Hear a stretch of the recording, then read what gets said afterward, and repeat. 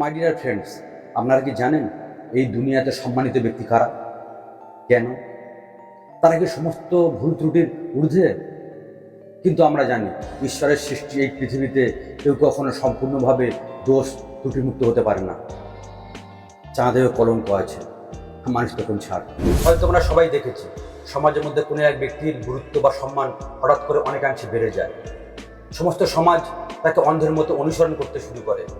আর অন্যদিকে সমাজের মধ্যে কোনো এক শিক্ষিত ভদ্র সৎ চরিত্রবান ব্যক্তি এই সম্মানটুকুও পায় না। সমাজে কেন এই দ্বিচারিতা আপনি কি জানেন? যদি না জানেন, এই ভিডিওটি আপনার জন্য। আমি দেবাশিস, আপনারা আমার সঙ্গে থাকুন আর দেখতে থাকুন আমার ছোট্ট ইউটিউব চ্যানেল।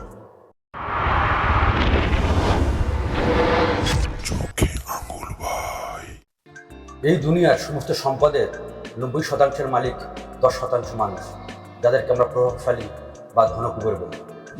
তারা সমাজে সম্মান পায়, আর বাকি 10% সম্পদের মালিক সাধারণ মানুষ, যারা সমাজে কোনো সম্মান পায় না। এটাই স্বাভাবিক। অর্থ যার সমাজে সম্মান পায়। এই 90% মানুষের সব থেকে বড় সমস্যা হলো অর্থের সমস্যা। সব থেকে বড় স্বপ্ন হলো অনেক অনেক অর্থের মালিক হওয়া।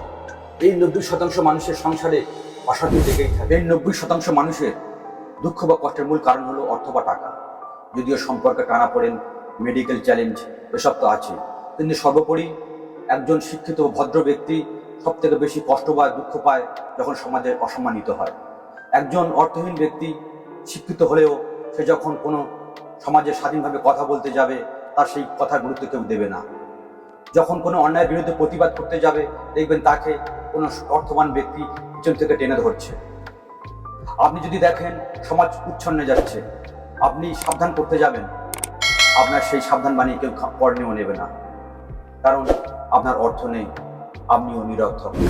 আপনি এটাই ভাবছেন তো, যদি আপনার কাছে প্রচুর অর্থ থাকতো তাহলে সব ঠিক হয়ে যেত, সমাজে আপনি সম্মান পেতেন। আপনি ঠিকই ভাবছেন। একটি অচল পয়সা বা একটি ছেঁড়া নোট যেমন তার কোনো মূল্য নেই, তেমন অর্থশূন্য মানুষের সমাজে কোনো মূল্য নেই। অর্থ বা সম্পদের এমন ক্ষমতা আছে যা নিমেষের মধ্যে সবকিছু আপনার হাতের মুঠোয় এনে দেবে। একজন ব্যক্তি জীবিত না মৃত সেটা বুঝবেন কিভাবে? তার শ্বাস প্রশ্বাস দেখে, তার হার্টবিট বা পালস রেট চেক করে। কিন্তু একজন ব্যক্তি সমাজে সম্মানিত হবে কিনা বা হলে কতটা হবে সেটা বুঝবেন কিভাবে? অবশ্যই তার সম্পত্তি বা ব্যাংক ব্যালেন্স দেখে। মাই ডিয়ার ফ্রেন্ড, বর্তমান সমাজে সবার কাছে প্রিয় বা সম্মানিত হতে গেলে একমাত্র আর্থিক যোগ্যতাই লাগে।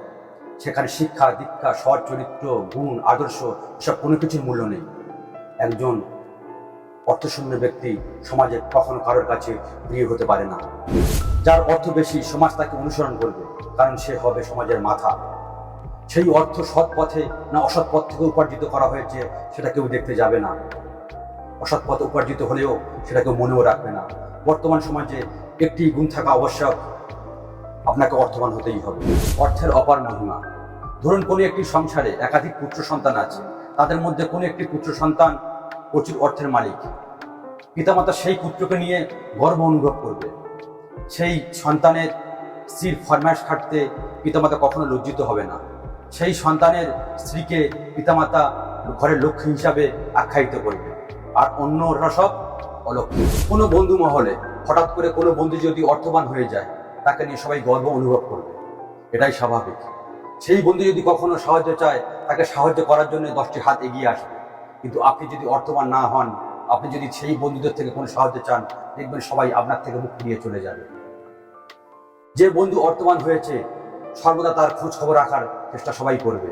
কিন্তু আপনি যদি অর্থবান না হন, আপনি যদি মৃত্যু পথযাত্রী হন, আপনার দিকে কেউ ফিরেও তাকাবে না, আপনার খোঁজ খবর কেউ রাখবে না। এটাই হলো বর্তমান সমাজ। অনেক সময় দেখবেন গ্রামের কোনো সচ্ছল ব্যক্তি বা অর্থবান ব্যক্তির বাড়ির নিমন্ত্রিত অনুষ্ঠানে নিমন্ত্রিত অতিথিরা অনেক দামি দামি উপহার নিয়ে আসছে। সেই নিমন্ত্রিত অতিথি যদি কোনো সাধারণ মানুষের বাড়িতে যায়, অনেক সময় তারা উপহার নিয়ে যেতে ভুলে যাবে। তারা মনে করে আমরা এদের বাড়িতে এসেছি, আমাদের পায়ের ধুলো এদের বাড়িতে পড়েছে, এটুকু এর জন্য যথেষ্ট। বন্ধু, এ বাত মানো ইয়া না মানো, এ বাত সচ হ্যায়, অর্থ মানুষের সামাজিক সম্মান বাড়ায়। আপনার অর্থ কোন পথে এসেছে, আপনি কিভাবে ইনকাম করেছেন, এটুকু কেউ দেখতে আসবে না, আপনার কেউ ভুল ধরতে আসবে না। যদি আপনি অর্থবান হন, আপনি বয়সে ছোট কি বড়, এটুকু কেউ দেখবে না, সবাই আপনার পায়ে ধরতে আসবে। আপনি নিশ্চয়ই দেখেছেন আপনার এলাকার কোনো অনুষ্ঠানে এমন একজন ব্যক্তিকে প্রধান অতিথি হিসাবে আমন্ত্রণ জানানো হলো যার আর্থিক যোগ্যতা ছাড়ার কোনো যোগ্যতাই নেই। তাকে ফুলের মালা দিয়ে বরণ করে নেওয়া হচ্ছে। আর অন্যদিকে আপনার এলাকায় হয়তো এমন একজন ব্যক্তি আছেন যিনি সুশিক্ষিত, ভদ্র, গুণবান ব্যক্তি, তাকে হয়তো আমন্ত্রণ জানানো হয়নি। এর কারণ একটাই, অর্থ। অর্থাৎ সমাজে যার অর্থ আছে সম্মান তার। মাই ডিয়ার ফ্রেন্ডস, আমার মতে এই দুনিয়াতে অর্থ সবকিছু নয়। অর্থ ছাড়া এমন অনেক কিছু আছে যা মানুষকে সম্মানিত করে। শিক্ষা, দীক্ষা, সৎ চরিত্র, সততা, আর অনেক কিছু আছে। কিন্তু বর্তমান সমাজ ব্যবস্থা এসবকে মান্যতা না দিয়ে অর্থকেই মান্যতা দিচ্ছে। অর্থবান ব্যক্তি একমাত্র সম্মানিত হচ্ছে। যদি আপনিও চান একজন অর্থবান ব্যক্তি হয়ে উঠতে পারেন, কিভাবে, সেটা নিয়ে একটি অন্য পর্বে আলোচনা করা হবে। আজকের পর্বটি আপনাদের কেমন লাগলো সেটি কমেন্টের মাধ্যমে জানাবেন, এবং ভিডিওটি ভালো লাগলে এটি লাইক করবেন এবং আপনার বন্ধু বান্ধবদের সঙ্গে ভিডিওটি শেয়ার করে নেবেন। কারণ এইরকম নতুন নতুন ভিডিও পাওয়ার জন্য আমার চ্যানেলটিকে সাবস্ক্রাইব করে রাখবেন। আজকের মতো অনুমতি দিন।